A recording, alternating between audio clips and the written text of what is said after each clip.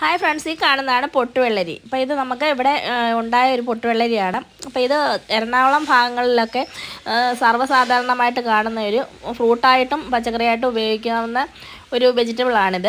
അപ്പോൾ ഇത് നന്നായിട്ട് പഴുത്തിട്ടുണ്ട്. അപ്പോൾ ഒരു പൊട്ടുവെള്ളരി നമ്മൾ വിളവെടുത്തിട്ടുണ്ട്.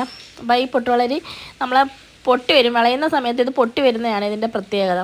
അപ്പോൾ ഇത് പൊട്ടി വരുമ്പോൾ ഇതിൻ്റെ ആ ക്രീമി ആയിട്ടുള്ള ഭാഗം എടുത്ത് പാലിൻ്റെ കൂടെ ചേർത്ത് ജ്യൂസ് അടിച്ച് നല്ലൊരു ഷേക്കായിട്ട് നമുക്ക് കഴിക്കാൻ പറ്റുന്ന ഒരെണ്ണമാണ് ഈ പൊട്ടുവെള്ളരി.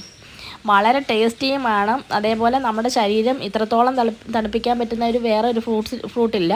അപ്പോൾ അത്രയ്ക്ക് നല്ലൊരു ഫ്രൂട്ടാണ് പൊട്ടുവെള്ളരി. നമുക്ക് വളരെ എളുപ്പം തന്നെ കൃഷി ചെയ്യാൻ പറ്റുന്ന ഒരു ഫ്രൂട്ടാണ്.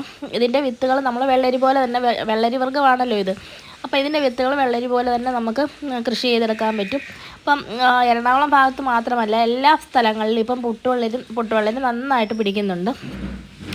അപ്പോൾ എല്ലാവർക്കും പൊട്ടുവെള്ളരി ഇഷ്ടപ്പെട്ടിട്ടുണ്ടെങ്കിൽ ഇതേപോലെ കൃഷി ചെയ്ത് നമുക്ക് ജ്യൂസൊക്കെ ഉണ്ടാക്കി കുടിക്കാൻ വളരെ നല്ലൊരു വെജിറ്റബിൾസാണ്. Thank you.